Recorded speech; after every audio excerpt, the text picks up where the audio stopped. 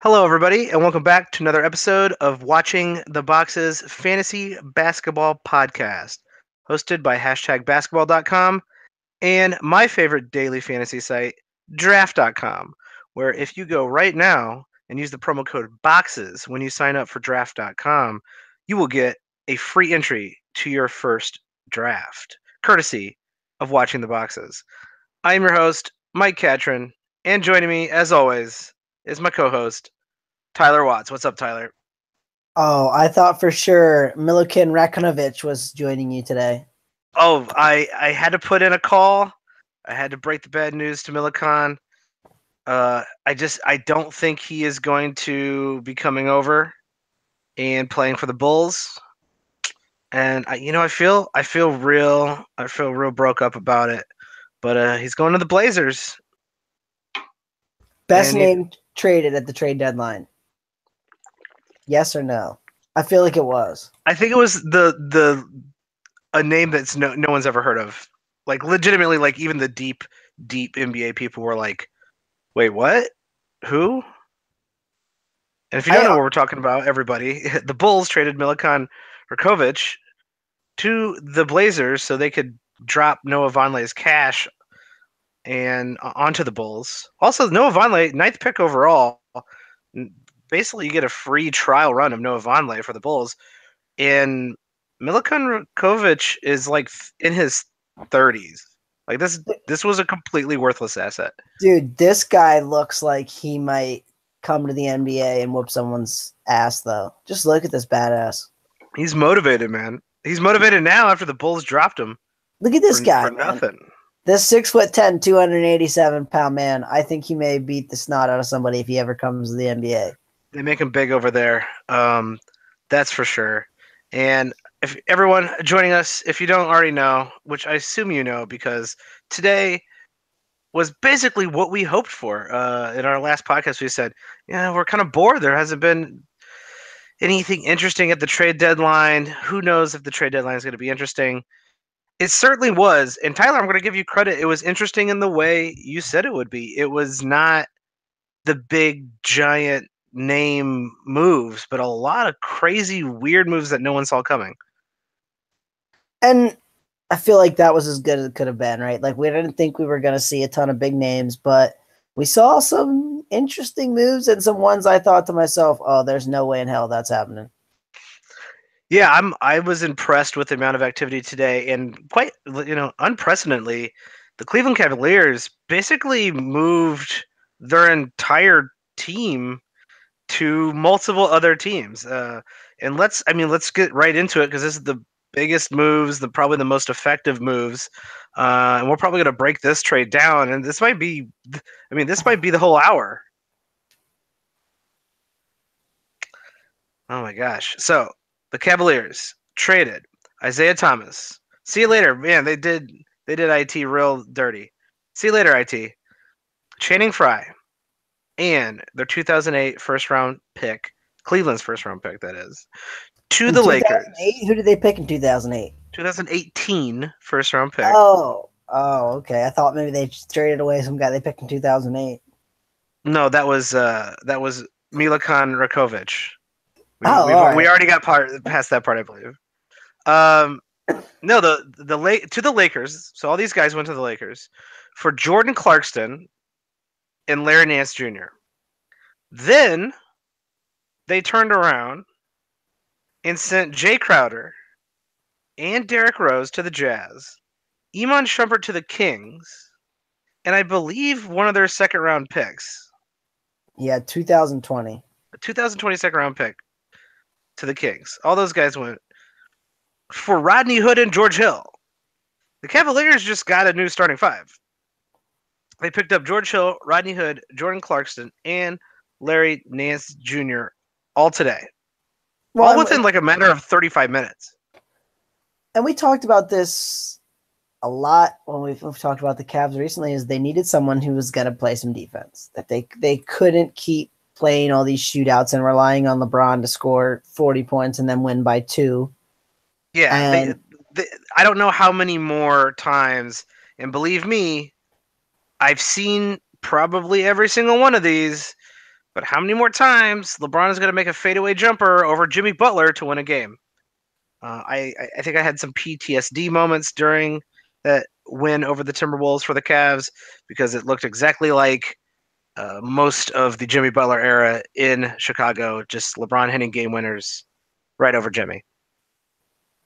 So I think that George Hill's probably their starting point guard now. Yeah, like let's get into what's going to happen with this Cavs rotation. I'm with you right there. George Hill should be picked up in every single league.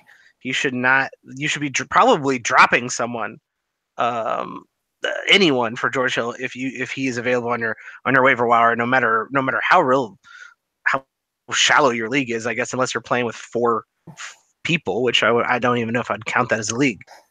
Well, and we've seen this is the role George Hill has been most successful in, right? Playing kind of that secondary ball handler to Paul George. Playing that secondary ball handler now to LeBron James. This has been where George Hill has really excelled in his career. And so I think that George Hill is going to be real good down the stretch here. Rodney Hood has got to be their starting shooting guard, right? Yeah. I mean, he's got to be better than no defense JR just chucking the threes. I think they could probably go either way. They could probably keep JR in there just because, I think JR thrives with LeBron and they have a good relationship on the court. And then Rodney Hood might come with the second team. But either way, I think, Rodney Hood's going to be playing 28, 29 minutes. And, I mean, yes, they traded away some of those wing players. I mean, they dumped Dwayne Wade and Derrick Rose and a lot of these guys. Oh, I completely forgot to mention that Dwayne Wade just randomly went off to Miami to retire. But the wing rotation is not always going to be set, I think, for Cleveland, right? That we might see nights where Rodney Hood plays the 25 minutes, and some nights Jordan Clarkson plays only 25 minutes, and some nights it's JR, and some nights, Kyle Korver sneaks in there and gets 30 minutes for God knows why, and whatever. The thing I'll say about Rodney Hood is he's basically just the points and threes guy. He doesn't really do much else for you. So, and he could do now. Granted, he can do that in bulk. He can do that well enough to be relevant in a standard league. I'm with you, but he doesn't he's not like George Hill, where I think I'd pick up George Hill on pretty much any team. Yeah. If I'm a team punting points or punting threes, do I really want Rodney Hood? Kind of not at all. You know what I mean? So that's kind of a situational ad. I think he'll be good though. I think he'll do pretty much what he was doing in Utah. You got to worry about him staying healthy though. He's always another one who always seems to be a little bit banged up. Yeah, he does have health issues. I'm a little bit more interested in Jordan Clarkson than I am Rodney Hood. Like you said, Rodney Hood's kind of just he scores, he hits threes. Jordan Clarkson does both of those things, but he also is able to get some assists, some rebounds, some steals. I'm a little bit more interested in how Jordan Clarkson fits in on this team. Is he coming off the bench? Is he leading the second team? Is he playing more minutes with that first team in that Rodney Hood role? Really, what is this rotation going to be between Clarkson, Hood, and George Hill? And that's very interesting. And a few years back, I would always tell people this. Now, Jordan Clarkson can't play a lick of defense, but when it was D'Angelo Russell as a rookie and Jordan Clarkson in his second year, I always thought that Jordan Clarkson looked like the better player for the Lakers, which was crazy to think about. I think Jordan Clarkson's got a pretty nifty offensive game, and he kind of fits in with a lot of the guys the Cavs have been playing, and just he's a baller, man, on offense and not much on the other end. Yeah, and Jordan Clarkson had that nice year in LA. He was looking like he's up and coming. He's still pretty young. Not a great contract, but still 25. Has room for improvement. Everybody pretty much improves when they play next to LeBron. But I'm going with a different guy who I'm most interested in. So obviously George Hill should be picked up in all leagues. I don't think there's any argument about that one. But I think the real jump in value from this trade on the Cleveland side is Larry Nance Jr. everybody who's been paying attention to the Lakers know that their rotation has been a mess. Some people play not at all, and then 10 minutes, then 22 minutes the next night, 19 minutes, then 30 minutes the next night. But there's one thing that we do know, Brooke Lopez, who knows what's wrong with him or what's going on with him. Larry Nance Jr. in limited minutes was still borderline standard league relevant. I don't think he's going to be playing limited minutes in Cleveland. Well, and I'll say this, Larry Nance Jr. is a phenomenal steals asset. The man he's played basically between 22 and 23 minutes the last 2 seasons. And he's gotten 1.3 steals per game last year and 1.4 this year. Yeah, he's a threat to be a steals and a blocks guy. So he's been getting about a half a block a game too. In 30 minutes, though, if we're predicting that he gets 30 minutes, that's pretty damn close to 2 steals a game. That could be absolutely huge. Sexy. Yeah. Along with someone who can pull in rebounds.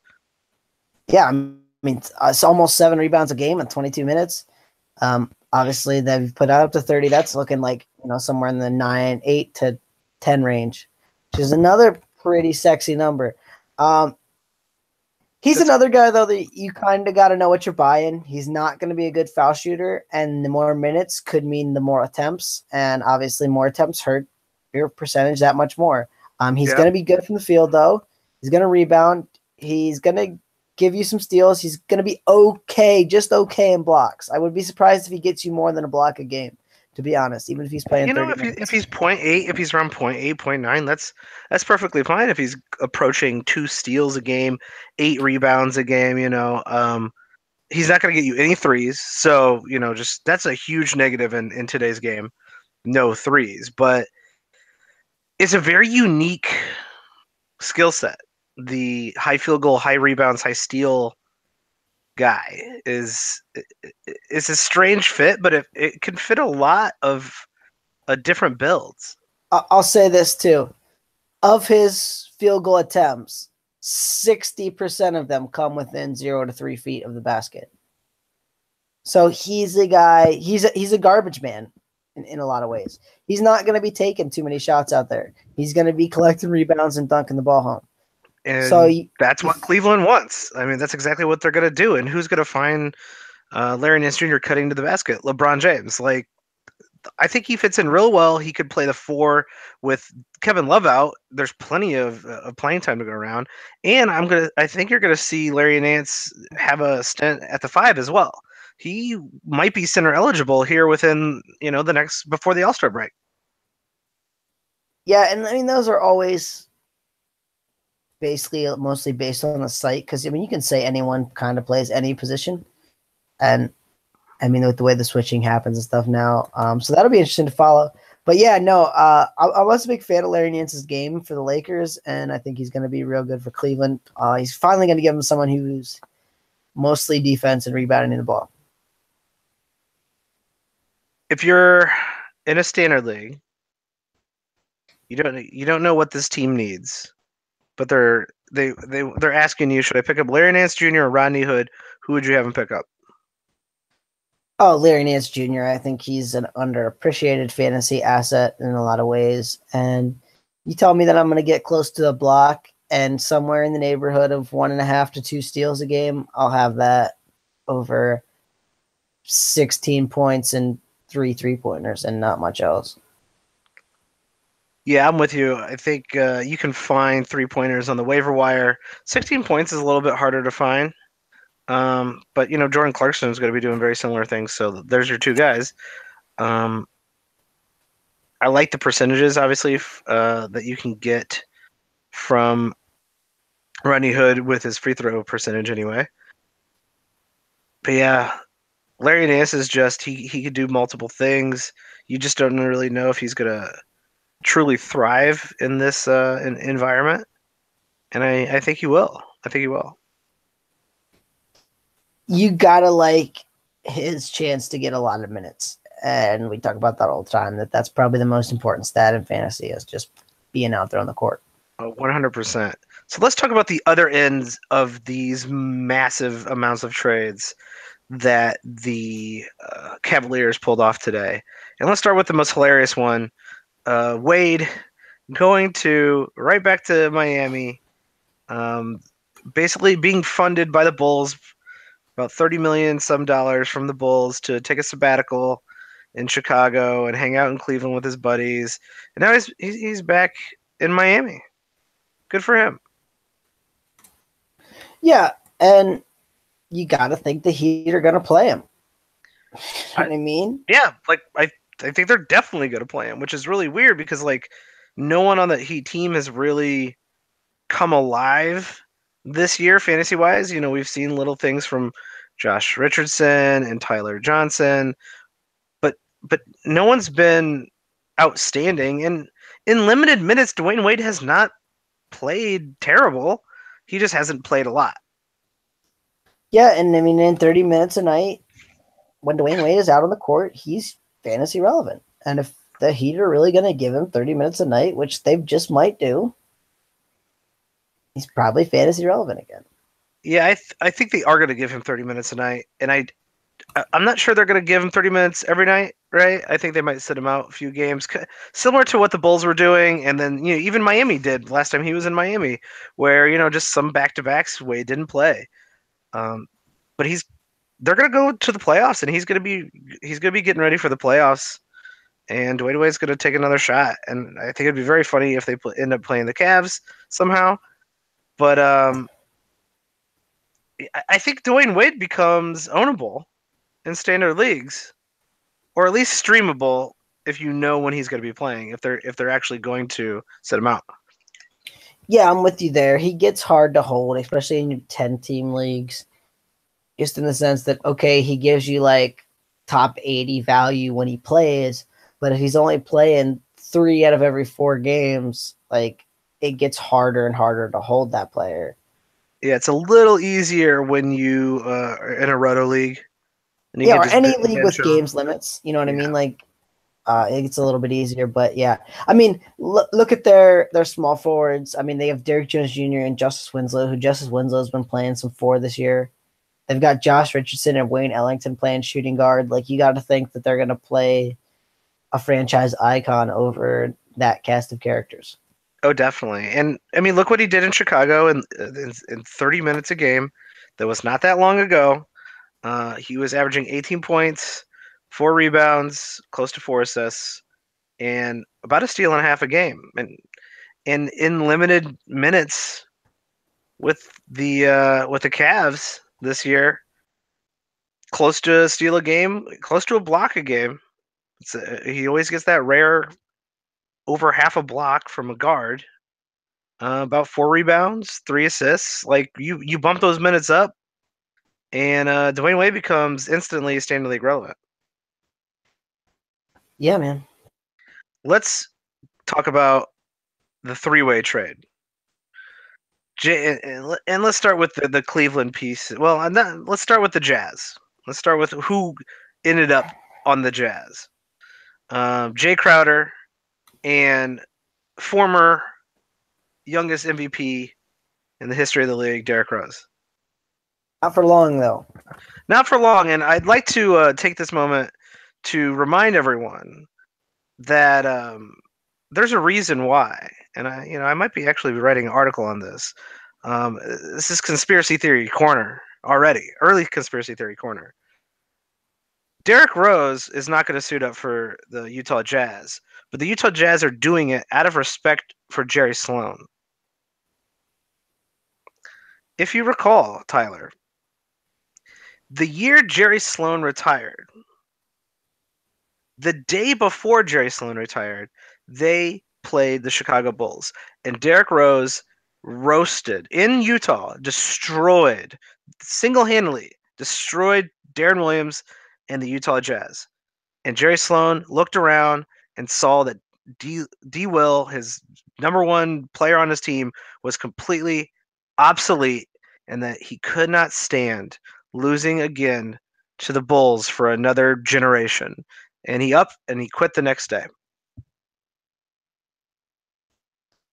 So that is why Derrick Rose will never play for the Utah Jazz. my mind wandered a little bit, and I was thinking about that dude's Panther tattoo.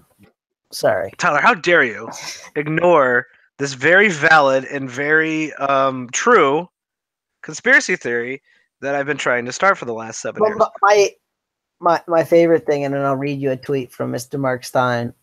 The Timberwolves will try to sign Derrick Rose if he clears waivers after his looming release by Utah, according to league sources. You're damn right Tibbs is going to do it. Tibbs You're bringing damn the right. boys back. Tibbs, baby, running it back. Oh, and you know what? That Timberwolves game is tomorrow. Man, if they could just have waived him a little earlier, we could have had Butler, Taj, Tibbs, and Derrick Rose coming back to the United Center on Friday. I will be in the building to give my respects. The pay and we'll get to the fantasy part of this. Sure. And the thing that worries me very much about Derrick Rose, and maybe this is the capper to this discussion, is I just don't know how much he really wants to play basketball anymore.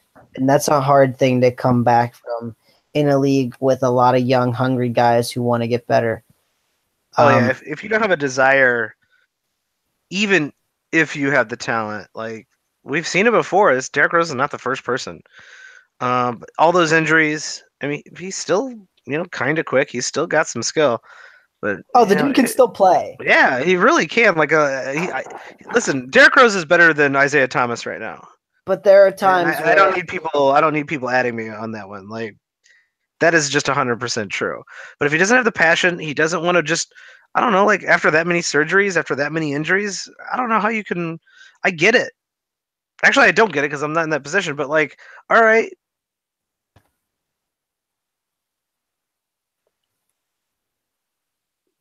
It's hard to get out of bed and do a job you hate. You know what I mean? It always is. And so I would not be too interested in Derrick Rose in any league, I guess is my point. Not at all. 0%. He's getting waived right now. So really it's more of George Hill, or no, excuse me, not George Hill. I already forgot that George Hill was not on the Jazz. Joe Johnson. Old Joe J, who's also probably going to get bought out as well. He has already asked the Kings for his buyout, according to my sources. But you know how the Kings like to play their old men. They are going to grant that request. The one that ground my gears, and I'm still hoping that a buyout comes at some point, is they kept Zach Randolph. And I wrote this trade prediction piece. I was telling Mike a little bit about it before the show last night, and it ran this morning. And I said, they should try to get anything they can for Zach Randolph. And because the reality situation is Zach Randolph shouldn't play. And some guy tweeted me this afternoon and said, but if Zach Randolph is on the Kings, they're going to give him 25 to 30 minutes. And I said, you're right. Yeah. Him and Yeager are boys. Like Zach Randolph is going to keep playing. Now, sure, Yeager might be able to convince Randolph to take a rest 1 out of every 4 games. But Randolph is going to play big minutes anytime he's active. And that is a mistake for the Kings. Yeah, and that's going to hurt the fantasy value of all those guys on the Kings. All those young guys, Scott Labossiere, Willie Cauley-Stein. And I just don't think the Kings could have – I don't think there's one team. I mean, people were real stingy, and I have to give props to the Bulls getting a first-round pick out of Nico Mirotic. Now, granted, they had to take on Amir Ashik's terrible contract. But the league, no one in the league was moving anybody for any draft picks for anything. And to take on Zach Randolph, I bet you they got an offer, and I bet you the offer was the same as the Dwayne Wade offer. 2nd-round pick, nothing else. Screw off. And I bet you the Kings didn't do it. And so that was disappointing. I think Jay Crowder's the fantasy relevant one. I mean, we can talk about the Kings part of it if you want. Basically, from everything I've heard, they bought Shumpert, and I wrote a piece way back before the season even started that talked about the Kings are going to be interested in Shumpert because the Kings like a Garrett Temple type. And that's very much what Iman Shumpert is. A guy who can defend. He can do a lot of little things that don't show up in the box score, making him terrible for fantasy. And basically, everybody says Shumpert's going to pick up his $11 million option next year. So they're gonna have their Garrett Temple, even if Garrett Temple now declines his option in Amon Shumpert. So the Kings are gonna play Shumpert. And that's not exciting. Like, let's say they play Shumpert 28 minutes a game. He's not fantasy relevant. Oh, not even close. No. I don't even know if he's deep league fantasy. He's like approaching, like he's sort of deep league fantasy relevant. I think you're correct when saying like really out of that piece of out of all that trade right there, the guy who moved, who's probably the most interesting is Jay Crowder on the Utah Jazz. Where do you think Jay Crowder fits in here? Is he gonna start playing more of a stretch four with Rudy Gobert, replacing Derek Favors in the lineup, or is he just a off the bench kind of energy guy? Well, that is a good question, and I think it's going to somewhat depend on matchups. I don't think the Jazz are in love with that Rudy Gobert combo, Rudy Gobert Derek Favors combo, and I think especially against certain matchups, they're gonna want Jay Crowder out there a lot more than Derek Favors, and then there's going to be other matchups where it's vice versa. So, I just you got to think Crowder's going to get minutes on this roster, though, right? I mean, I think so, but I think he could fit well next to both of those guys. So they don't want to play Favors and Gobert together. It just doesn't kind of work. They're kind of in each other's way, and I think Jay Crowder can fit next to either one of them, allowing him to continue to play 25, 28 minutes a game. But Jay Crowder's not having a very good year in that limited minutes. Now, granted, he was in this weird system where they didn't run plays and LeBron James just did LeBron stuff. Are you seeing a rise out of Jay Crowder? Do you think he can sneak in? I mean, last year he snuck into the top 50. Like last 2 years he was in the top 50. Do you think he can sneak into the top 100 playing in this Utah system? oh yeah, I mean, I think it's possible. He's got to score the ball more, right? And he's got to get 32 minutes to do it. That 2 years ago with that crazy steal rate, I mean, that really boosted his value. I mean, just look around though at the numbers last year, and you kind of go like, well, I mean, it's all kind of good, but it's one of those like more across the board valuable players than any one category. And we talk about this a lot, right? If you don't get all those categories, your value drops really fast because you're not outstanding in anything. And so I guess very much on the fence about Jay Crowder in the sense that he needs 32 minutes to be fantasy relevant, and I don't know that he gets 32 minutes every single night. Yeah, that's the gorgeous dang disease. He's kind of good in every single category, like a little bit good in every single category, and maybe good in one category. And once any of that drops, it's a very swift fall to the bottom. And I'm going to pay attention to this. I think Jay Crowder has potential to play 30 minutes a game in Utah. I'm not going to put my money on it. Like I'm picking up Larry Nance with my if he's out there. I'm picking up George Hill if he's out there. I'm much more interested in those guys. You know what? I think there's minutes to go to Jay Crowder. So if it does swing right with him and I have a roster spot, or if I want to take a flyer on someone who does the things that Jay Crowder does, say maybe I'm in a more of a roto league. All right, go ahead and take a flyer right now. I think it's worth taking a chance on someone who's proven that he's done it before. If you ever want a good laugh, you guys should all go to ESPN and check out their depth charts. Specifically, I will read you the Utah Jazz center depth chart. Starting center for the Jazz, Derek Favors. Second string, Epe Udo. Third string, Tony Bradley. Fourth string, Rudy Gobert.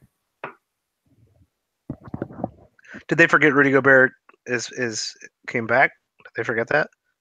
Well, Derrick Rose is on here, and so is Jay Crowder. So someone updated it. So it was updated today, right? I mean, I don't follow. And Jonas Jerebko is the starting power forward. Jay Crowder is the backup, and Georges Niang is third string. I think someone's pulling something. I think someone's just a real funny funny guy over at ESPN doing that. So yeah, that's a hoot. Oof, that's amazing. I want to go right back to Sacramento because I mean, there's a lot of moving parts in this. Just this, all the Cleveland moves of this day. You have George Hill leaving. Is this just now De'Aaron Fox time? 35, Oh, 33, 34 minutes a game, De'Aaron Fox all day. 100%. They are going to play two men as the de facto backup point guard until Frank Mason is healthy, which word is it's supposed to be after the All-Star break, but I'll caution everybody on that and say that they've already told us two timetables and he's not met either one.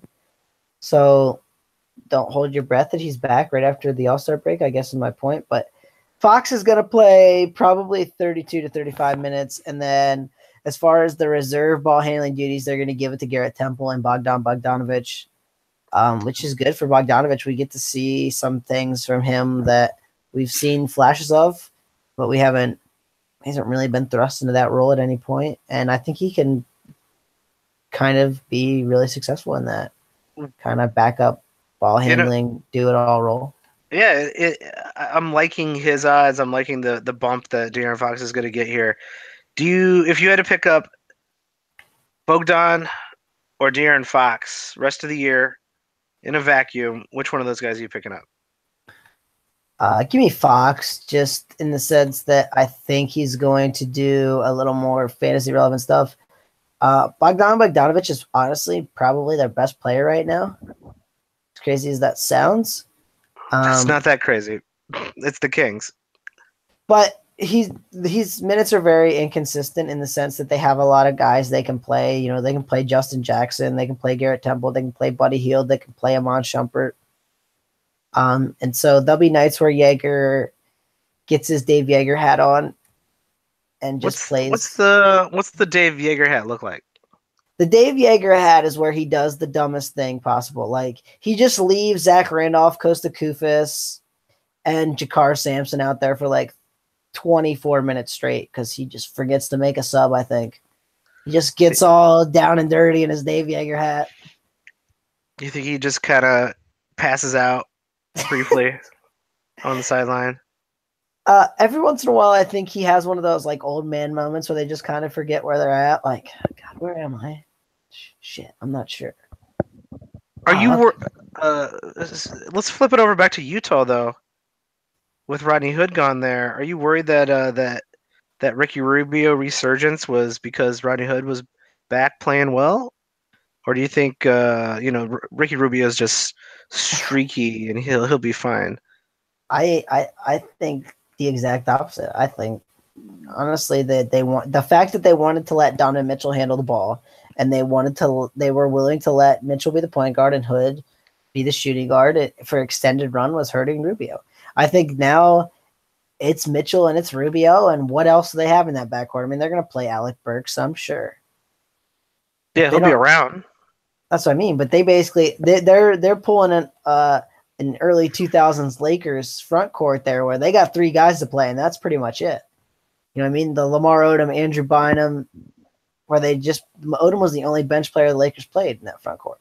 I think they could do that with Burks. And that means Rubio's getting like 32 minutes a game. And we know Rubio can play, man. Yeah, all those people out there, and we've been saying this all year. Rubio has been playing like trash. We touted Rubio all preseason, and he was playing like absolute trash all year. And our advice was, you don't sell low. Like, there's just nothing you can do about Ricky Rubio. You got to just leave him on your team and just keep sucking this up because, and we've seen it before, Rubio will have a good second half. And I'm really thinking Rubio's going to have, I don't know if he's going to have a stellar second half, but he's going to have a competent second half. That's for sure. And here's where the narrative street got a little bit wrong. Rubio's still giving you 1.5 steals a game. True. Rubio's giving you the most points he's ever given you at 12.5. Also true. Which is still a little bit of a negative, right? But not that bad. He's still giving you 5.2 assists, which is what the average point guard pretty much gives you nowadays. I mean, other than your real elite guys, your Westbrooks and those guys who are getting like 9 a game. I mean, there's a lot of guys only getting like 5 assists a game. And he's giving you 4.3 rebounds. Like Rubio, for as trash as everyone wants to say that he played, he's actually still been kind of valuable. He has not been so like wherever you've drafted him, he has not been as valuable as you drafted him. But you're 100% right that like he's doing enough intangible things to stay relevant in any league that I think that you would be in, other than I guess a roto league. But even then, you're still getting some weird stats from him, right? So if you're in a head-to-head league, And yeah, sure, you drafted him pretty high, but now he's just part of your bench rotation instead of your main player rotation. You shouldn't have dropped him. Everybody who dropped him, and what we've been saying, don't drop this guy. Like the worst case scenario is he just keeps doing what he's doing, and the best case scenario is he finally gets out of this slump and comes back. That's what's happening. And yes, okay. The thing you and I both banked on was he was going to get a ton of assists because he's always gotten a ton of assists. Yeah. I will say this: I've qualified players by ESPN, so I'm not sure what all they're using for their qualified metrics. Ricky Rubio's 5.2 assists is tied for 24th in the NBA with Al Horford. Wow. That's what I mean. Like people keep telling me, like, "Oh, he's trash in assists." It's like, well, not really, because I mean, there's a lot of non-point guards on this list. You got LeBron, you got Draymond Green, you've got Nikola Jokic, you got Kevin Durant, you got DeMarcus Cousins, you got Al Horford. They're all ahead of him. So you're looking just point guards. He's in the top 20 in assists. I'm surprised. And there's some guys you're probably not owning in many leagues ahead of him, like Jarrett Jack and JJ Barea. Oh yeah, JJ Barea is a great streamer. That's what I mean. So you take those guys out, like guys that are being owned and held. He's like in the top 17 in assists. So say what you want, but it's not been that bad for old Rick. And I think that in this, however many games are left for the Jazz, I think Rick's going to be pretty good, and he's going to get you some of that value back. So something to think about. I agree. If you have a stupid Ricky Rubio owner out there, go ahead and trade for Ricky Rubio right now. And if you were smart enough to hold on to him all year, congratulations. Let's talk about the other part of this trade, the other team involved. This was crazy. I was like, it took me a while. Like I had to, research, get a spreadsheet out to figure out where everybody went and whoever was traded today, just from Cleveland. Isaiah Thomas, Channing Frye on the Lakers. What you got? Nance and what's his face? Clarkson. Wow, I stroked out on who the hell Clarkson. You had your Dave Yeager moment. There it was. Yeah, I just Dave Yeager right through Jordan Clarkson. They're both off the team, opening up basically a spot for Isaiah Thomas to slide into with Clarkson out. There's his role. Channing Frye could slip into the Larry Nance Jr. role if they really wanted him to. I don't think that's what's going to happen. I think this does mean you're going to see a little bit more Julius Randle, more Kyle Kuzma, and all the people kind of getting hyped on maybe Brook Lopez is going to swing in and finally play more minutes. I think you're going to be sorely disappointed. Yeah, I don't know that I'd be banking on that. Although they did eliminate one piece of that kind of 3-4-man rotation there, and the 4-man rotation with Randall, Kuzma, Lopez, and then obviously they eliminated Larry Nance. Now maybe Channing Frye gets some of those minutes. You never know. I wouldn't super bet on that. But and over the last 3 games, you have seen an uptick in Brook Lopez's usage and minutes played. So that's interesting. I will say this. This is a trade the Lakers should have made at the beginning of the season. Because what are the Lakers' 2 biggest deficiencies this season, Michael? Defense and offense? Well, okay. They're not a good defensive team. But they have no front court. But they were not going to fix that. Okay. So their two biggest offensive deficiencies is they can't shoot 3-pointers and they can't make a free throw to save their life. Other than Jordan Clarkson, they have no one. And their next best free throw shooter is Kentavious Caldwell-Pope at 76%. Jordan Clarkson was shooting 80%. Everybody else is 71% or below.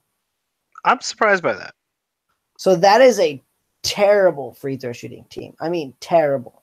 If you look at like their starting five, they're all bad. That might be historically terrible. So what is Isaiah Thomas good at? He can shoot threes and he can make free throws. And I also think this may be a negative indictment on that Lonzo Ball injury, right? Because they really only have Thomas for the rest of this year. Now, obviously, they could re-sign him in the offseason. That's all possible. But I don't know that they make this trade if they think Lonzo Ball is healthy enough to play tomorrow. No, I think Lonzo. I think Lonzo Ball will be back before the end of the season, right?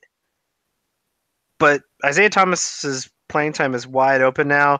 He doesn't have to share the ball with LeBron, and that was when Isaiah Thomas was good. When he was hanging out in Boston, he was pounding the ball, running the plays, making the decisions, being guy who stands in corner and waits for LeBron to do something and waving your arms in the air. First off, is not fun, but second off, makes him so much less effective.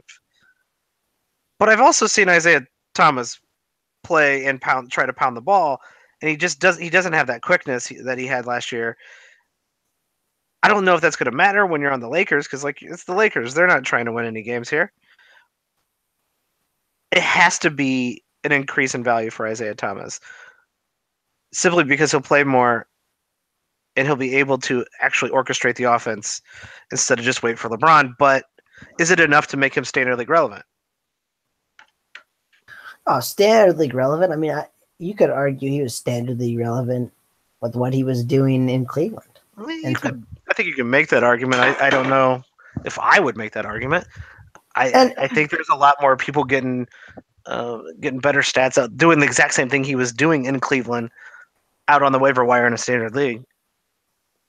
I don't know. I don't know that there's anybody getting you 4.5 rebounds and 14.5 points on the waiver wire. Isn't that what Jordan Clarkson was doing? Jordan Clarkson was not getting you 4.5 assists, though. That is true. You know what I mean? Like, I just said the thing about Ricky Rubio's 5.2 assists being a lot better than you think. Right? Like, not that many guys are getting a ton of assists this year. His 4.5 in 27 minutes plus 14 points is more valuable than most people think. That being said, he was shooting a pretty trash 36%. That was really holding his value back. If you think he gets anywhere near his, 40, even 42%, and he plays 30 minutes a night, that's like 18 points a game right there. And you got to figure he gets probably like 5 assists, probably like 2.5 to 3 rebounds, probably pretty close to a steal a game. And you're slowly talking yourself into a top 50 player. You're really talking yourself into that top 50 player. His game looks different. His speed looks different. His shot looks different. He just doesn't look like the same player. And you can talk me in. You can talk me into, and you have talked me into. He's going to score more. He's going to usage more. I've talked already about how he's going to actually be the guy who pounds the ball and creates offense on this team. So his stats are going to go up. He's going to be a better player overall. As long as his shot comes back, then yeah, he could eventually be a top 50 player, I guess. But I would not even venture that. Could he be a top 120 player, top 100 player? Yeah, I think so. Well, and here's what I'll say. But I'm not trading for him. I'd pick him up and take a flyer on him if someone dropped him, but I'm not trading for him. In a standard league, there's a situation I would trade for him in a standard league. And it's one where we talk about this all the time. I'm on the outside looking in on the playoffs. And there's some real good teams ahead of me that I think are better than mine. Well, we've seen Isaiah Thomas be what? I mean, last year, now granted he's had his hip surgery and a lot of things have happened, but we saw him be what, a top 20 player? Yeah, maybe even That's higher. that's the kind of upside sometimes you got to shoot for when you're in 7th place and 4 teams make the playoffs and you're 10 games back, right? You need to shoot for the damn moon. Well, I mean, this is a guy we've seen do it in the past. So if I'm going to shoot for the moon, I'm going to shoot for on someone that I think could actually do it. And this is a guy who might actually be able to do it. That is I think that's a very good argument. As long as he can get a shot back, I mean, like he's had he's only had 15 games. He hasn't had that was not a ton of time. Once he gets his rhythm back, yeah, sign me up. But man, just something looks a little bit different in him. And I'm with you, but here's what I'll say, right? Like, progressions especially from injuries, they're not always linear. In the sense that, like, okay, Isaiah got a little bit better today and a little bit better today and a little bit better today, right? He might just find his shot and boom, be good at any point. That's true. Would you rather take a flyer on Isaiah Thomas or George Hill? Well, that's a real good question. I think that's upside against safety. Yeah, I feel pretty probably pretty good for the rest of the year. I feel pretty safe about George Hill being something. Isaiah Thomas, I mean, we talked about those numbers being all right, but that field goal percentage was actively hurting you. And if you don't care about that, great. Now, if you're saying in a vacuum, if you're telling me I've got to say which one of these two players has more value for the rest of the season, I'd bet on Isaiah Thomas. I think it's the risk versus, like you're saying, risk reward. If you need to take a swing, go after Isaiah. If you are sitting pretty well headed into the playoffs, I think I'm going to stay with George Hill. I think it's pretty much a toss up. And George Hill, George Hill is going to be night in, night out. He's going to be what he is. If that fits your build, to me, that's good enough. I'm with you there. Any bumps from the front court in LA at all? Anyone you're interested in? I think Kuzma's slowly turning into a pumpkin. Yeah, that's sad. I honestly think Brook Lopez is going to be better. I don't know what that means. Really, I would take a flyer on Brook Lopez right now. If you're seeing him play 28 minutes, 29 minutes, you're like, well, you know what? It's still Brook Lopez. It's one of those. Hey, we've seen him do it before, similar to Isaiah. We've seen him do it before. He's got a higher ceiling than everybody else. I need something to happen on my squad. Let's go out and pick him up. Yeah, and then you got Joyce Randle, who's okay, and I'm not super enthused about any of these Lakers front court options, if I'm being 100% honest. That is fair. Let's go to the next. Well, you know what? I'm interested in ask you, what was the next most fantasy significant trade that happened today? Oh, well, I think that's a pretty easy one. I think it's the most surprising one, too. Yeah, it's the Magic just totally punting on Elfrid Payton, just telling him go away. The Miami Heat got more for Dwayne Wade than the Magic got for Elfrid Payton. How does that make any sense? Well, I don't know. In this paper you sent me, which is very funny, from some man on Twitter, who maybe you have the name of, it says that the Heat got Dwayne Wade and the Cavaliers got a, quote, fake second-round pick. So I'm assuming that was like one of those heavily protected ones where it's like it only comes about if it's like 57 to 60 in 2 years, and then it's just nothing. Shout out to J.A. Dubbin for putting this spreadsheet together. Yeah, Dubbin. You've saved me a lot of time today. I appreciate it. Whereas you got to figure that Suns second-round pick this year is pretty close to the top, right? Yeah, that's like, what, going to be the 32nd pick? Yeah, so... 31st pick? Like, who knows? So I mean, there's some value in that. There's a couple of guys, and I won't talk too much about the draft, but it's likely to be an overseas kind of player that not many people are worried about, or under the radar type. There's a guy plays for like Southwest Missouri State, Elise Johnson, who's getting some hype now.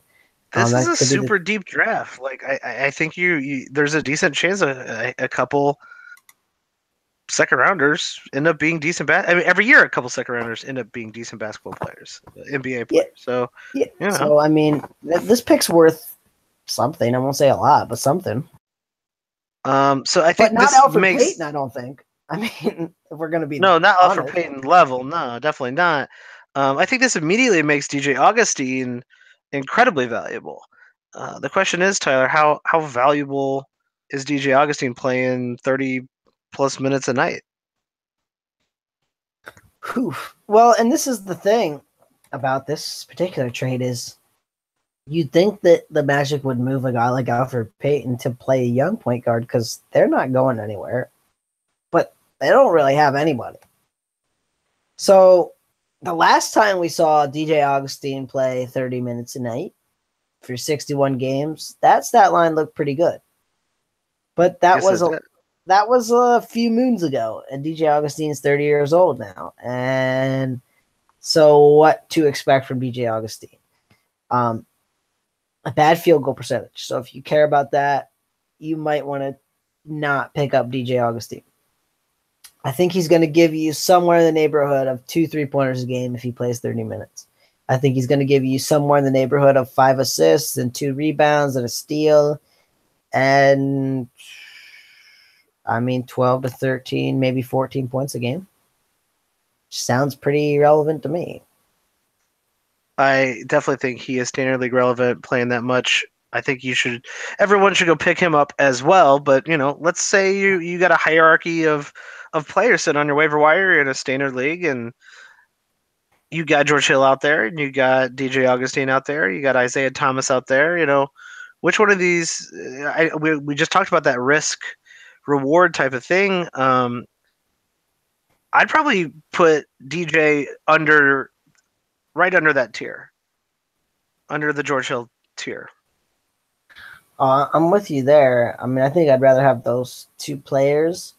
But if you're kind of in the dumpster diving bin and the not so much name recognition bin, DJ Augustine's probably your man. Yeah, I mean, I think I'd rather take a chance on DJ Augustine just simply because of the playing time factor over Jordan Clarkson. Oh, I'm with you there, right? You're pretty sure DJ Augustine's going to get 30 minutes unless they're going to give it to Shelvin Mack. Yeah, I'm guessing they're not going to, but you never know. But my money is not on Shelvin Mack by any means. I'm also, I'm curious if De'Aaron Fox is available. That's kind of another one of those. DJ Augustine's going to be very consistent, very standard, and De'Aaron Fox is going to go up and down. He's a rookie. Augustine played 35 minutes tonight, scored 18 points, 9 rebounds, 9 assists, 3 rebounds, 2 steals. That's and nice. He shot 35%, but 6 of 6 from the free throw line, 2 3-pointers. So that's. I mean, I don't expect that many assists or points each game, but that's probably a pretty typical stat line otherwise. But we are probably looking at more like 5 or 6 assists and like 13 or 14 points. Go out there and pick up DJ Augustine right now. The thing I'll say about if you're comparing him to De'Aaron Fox, why I'd rather have Fox is not only just the upside, but Fox is gonna play 35 minutes every night. I could see the Magic, because Augustine's an older guy. If Shelvin Mack comes off the bench and hits 3 3-pointers and is looking good, I could see them just kind of sticking with Mack for a night, letting him have the 30 minutes and Augustine playing like 22. I mean, just like riding a hot hand. Whereas I doubt the Kings are going to do that. They're just going to let De'Aaron Fox do De'Aaron Fox. That's a pretty good point. I think you're going to get more up and downs with Fox, but they're just going to keep throwing him out there. I don't think you can go wrong either way with either one of those guys. It just depends on what your build is, what your mold is, and so go check out their stats. And I mean, you pick either one of them, pick both of them up if you can. Who cares? But both of those guys should be owned in standard leagues. Fox, actually, a lot of guys. Fox, Isaiah, Hill, A lot of point guards. A lot DJ of we Augustine, saw a lot of point guards, a lot of which point is guard movement.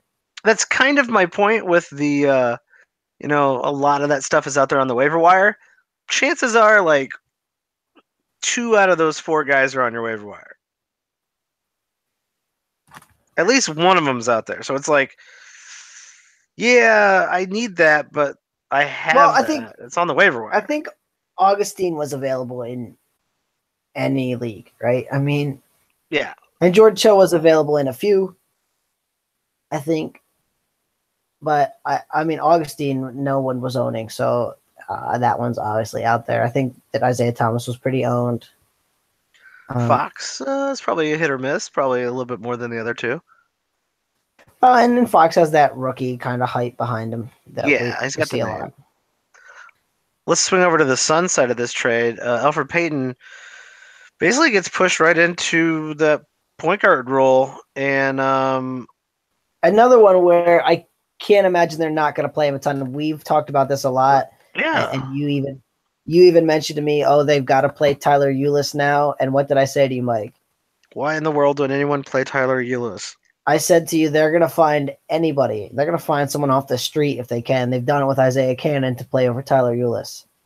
Job done. They found someone. They've done more than that. They found a guy who is capable of being an insanely interesting and good fantasy point guard, who can give you good rebounds, gives you great assists, really good steals, is a very good percentage shooter. Only takes easy shots.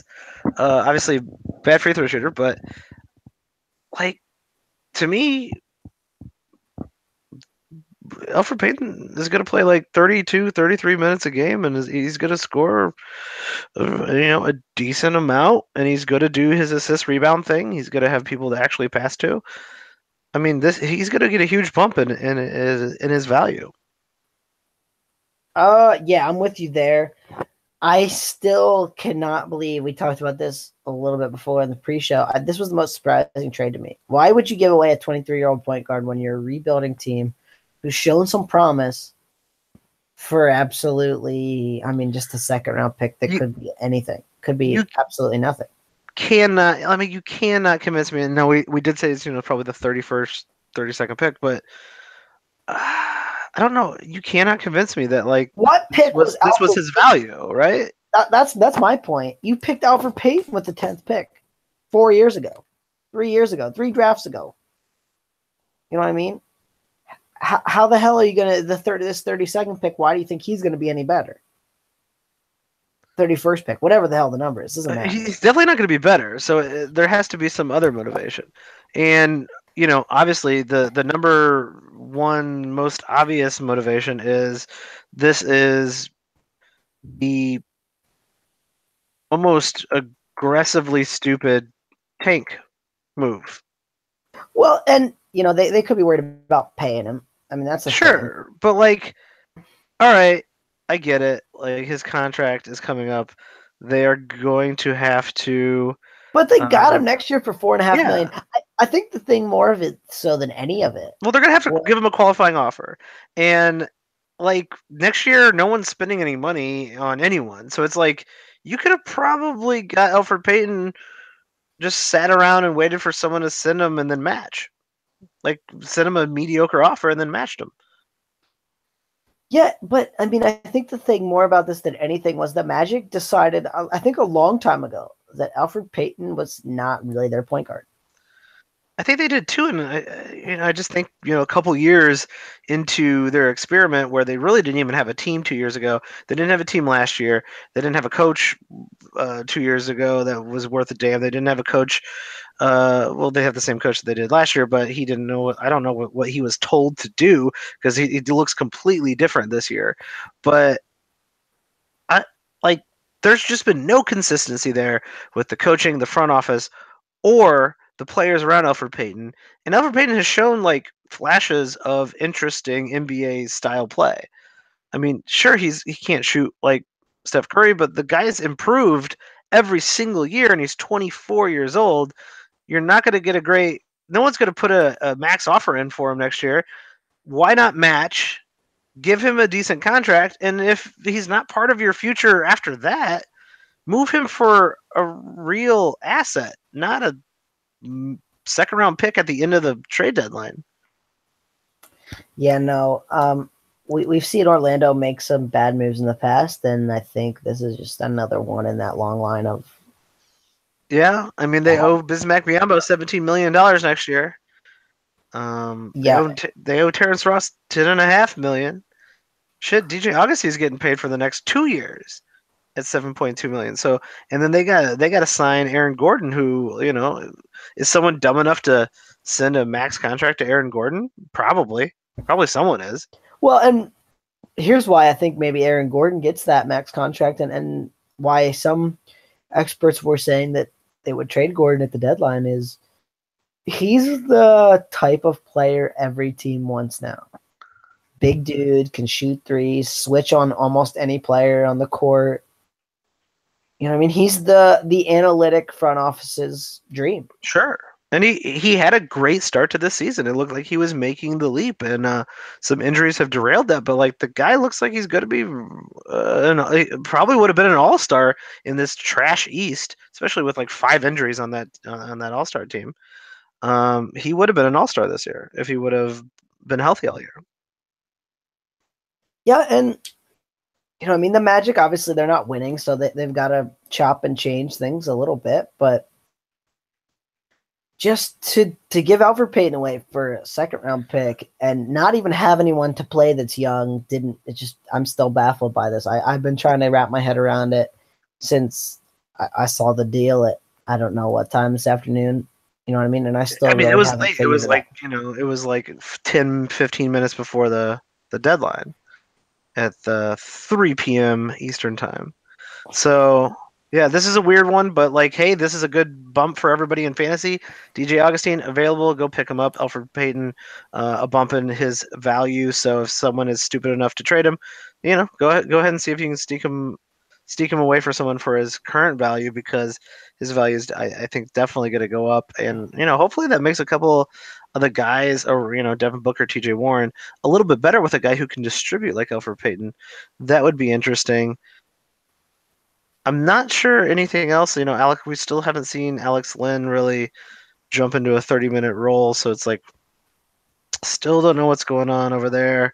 I keep telling you, man, that's not going to happen, man. Never going to happen. It's a fallacy, man. Yeah, that's never going to happen. You're right. Don't want that. We talked. Yeah. The other main trades that were important, obviously the Blake Griffin and Nico Mirotic ones. We've talked about those in previous podcasts. Go listen to those podcasts. We're going to lightning round the rest of these picks, and it's going to be real quick. I know you've been dying to talk about Luke Babbitt and Ocario White. Luke Babbitt played for the Heat before. Luke Babbitt is a real good 3-point shooter. That's all I'll say about Luke Babbitt. All right, doesn't matter.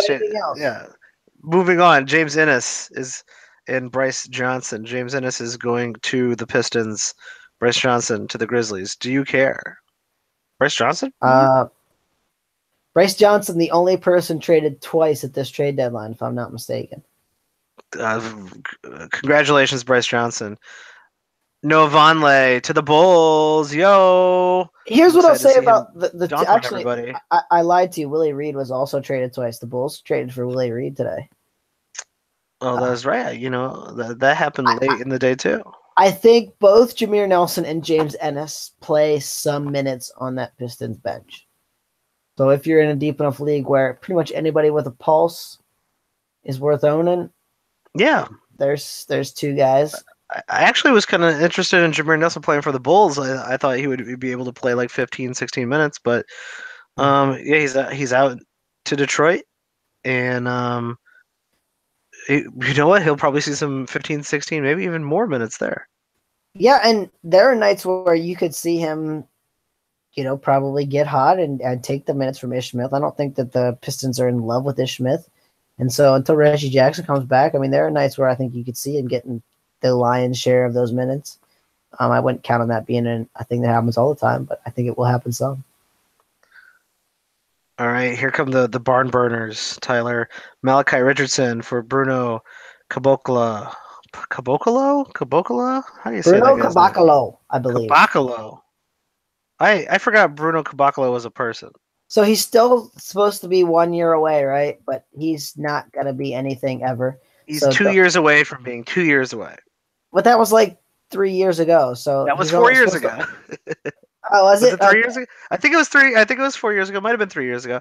So this right now is his time, and he is now on the Kings, and Malachi Richardson is on the Raptors. These don't matter. Neither Dante Cunningham, Rashard Vaughn. Pelicans getting Rashard Vaughn. I wouldn't be surprised if both those guys got a few minutes. Yeah, those could be deep Pelicans league. have no bench, so they could be trying to chop and change, put anybody in there. And Dante Cunningham is terrible for fantasy, even if he gets 30 minutes, but can do a job. Yeah, he's a body you can throw at on your 30 team, 30-person team freaking league that, quite frankly, I don't know. I get some people like different things. I get it, but I'm not sure why those. I don't see the fun in those. So we got the two left that might actually make some difference at some. That is true. Well, there's two left. I only have one left on my list. Well, does the Bulls play Noah Vonleh? That's the question. You're the Bulls, man. I'll ask you. Do the Bulls play Noah Vonleh? I think yes, they do. How much are they going to play him? 10 to 15 minutes. I don't think you're going to see a lot out of him. I think they're going to run Portis a lot. Lopez is still going to play a bit.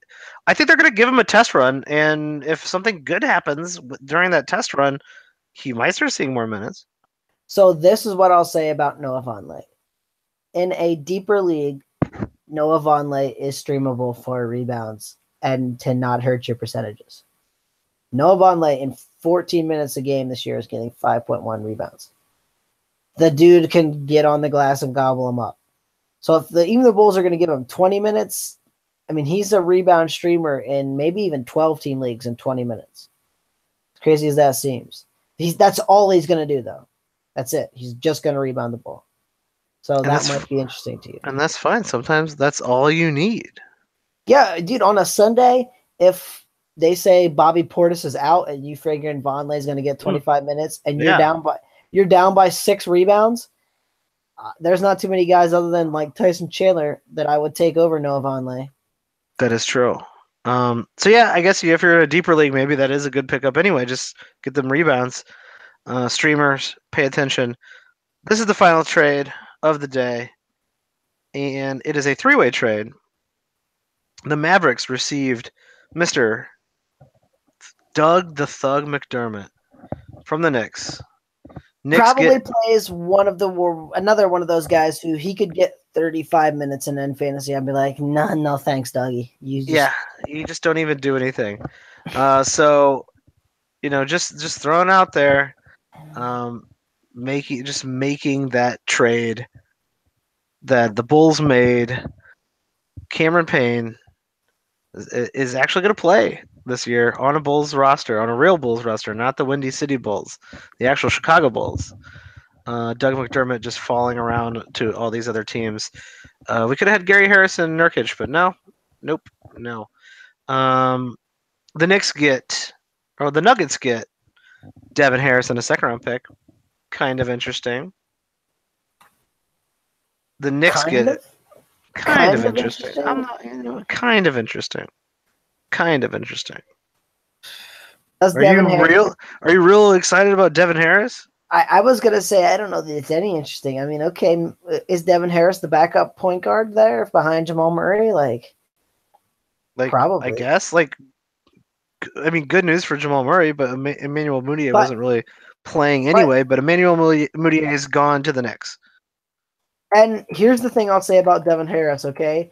He's been playing right around 20 minutes for the last 5 seasons for the Mavs.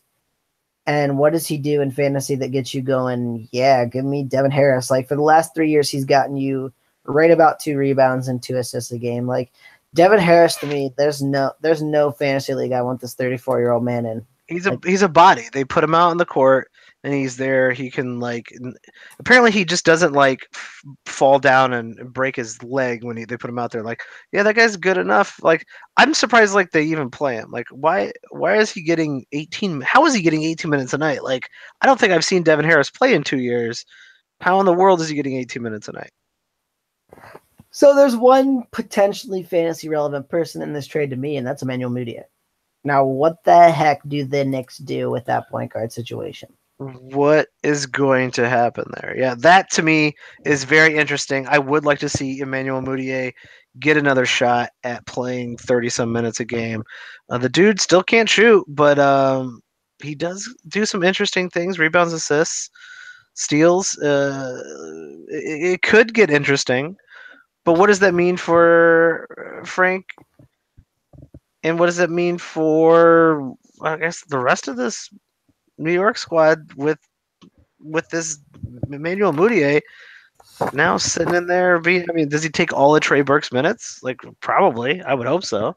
Dude, this roster is now one of the weirdest rosters. It is such trash. And we talked about this with the Kristaps injury in a previous podcast, and Michael Beasley was our number one pick. No wings. Go pick up Michael Beasley, everybody. And yeah, of course he had a good night tonight. They have no wings other than Courtney Lee and Tim Hardaway. They have 2 wings. That's it. Yeah. So they're going to have to play some 2-point guard looks. They're going to have to, right? Courtney Lee and Tim Hardaway can't play 48 minutes a night. Peace.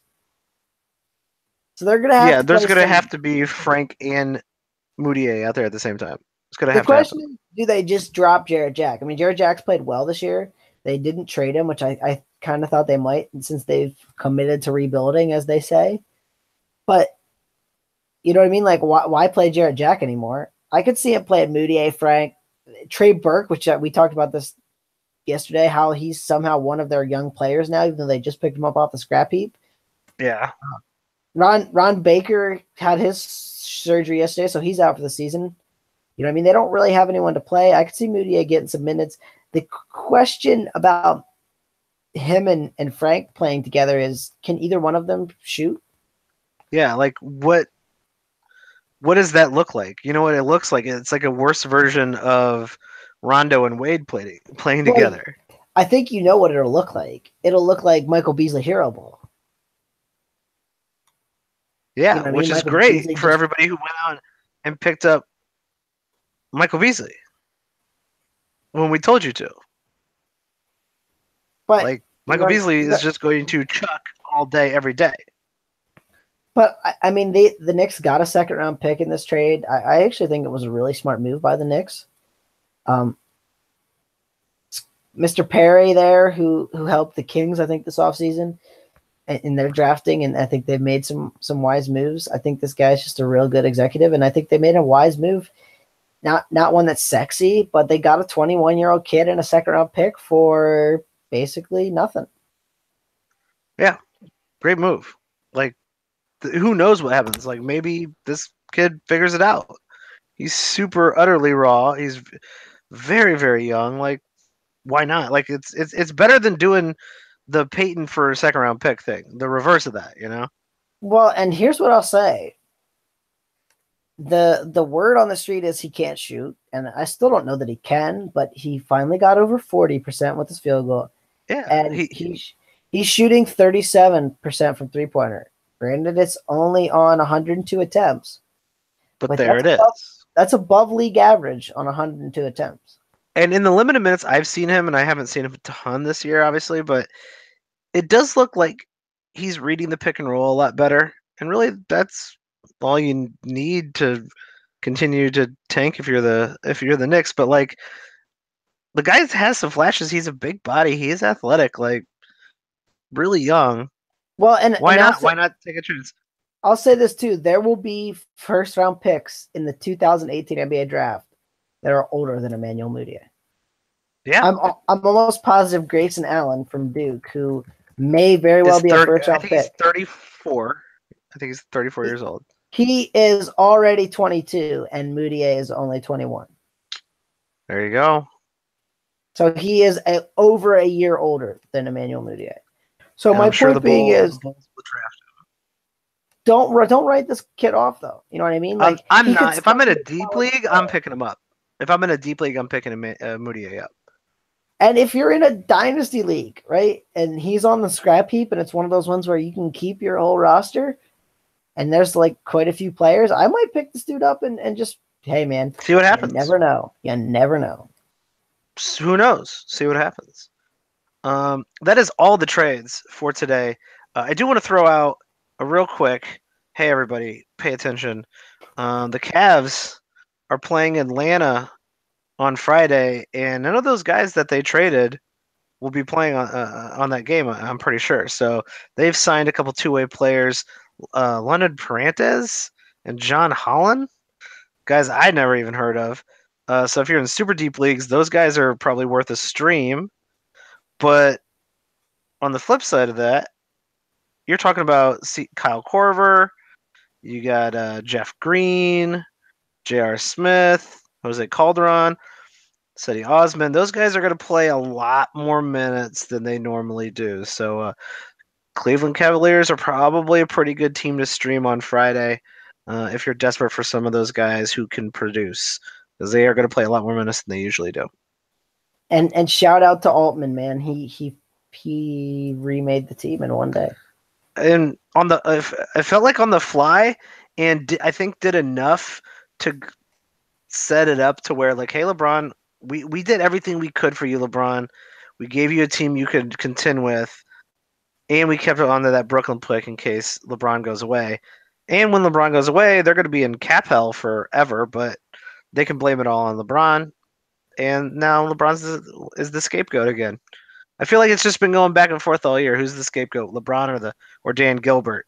And for one thing, Dan Gilbert had nothing to do with anything with this damn trade, obviously, because that guy doesn't know what he's doing, and he's trying to sell the team. I don't know. I don't know though. I don't know that they'll be that bad of a cap situation in the sense that if LeBron leaves, I think they can dump. They can trade away Kevin Love. Someone will take Kevin Love. Now, They might be not able get to a ton figure for him. something out. They might be able to figure something out with the Kevin Love.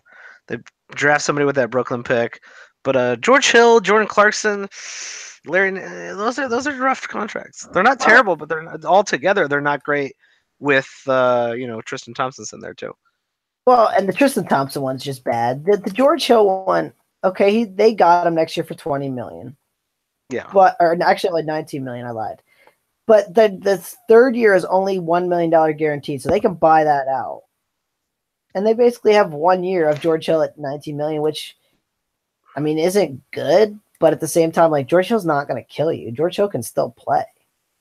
And at the trade deadline next year, if they're stinking, don't you think someone will buy George Hill? Like I wrote this in the Kings prediction piece I told you about earlier that I said that George Hill's going to get traded because George Hill's too talented for a contender not to want him. that's true. The same thing will happen next year for the Cavs.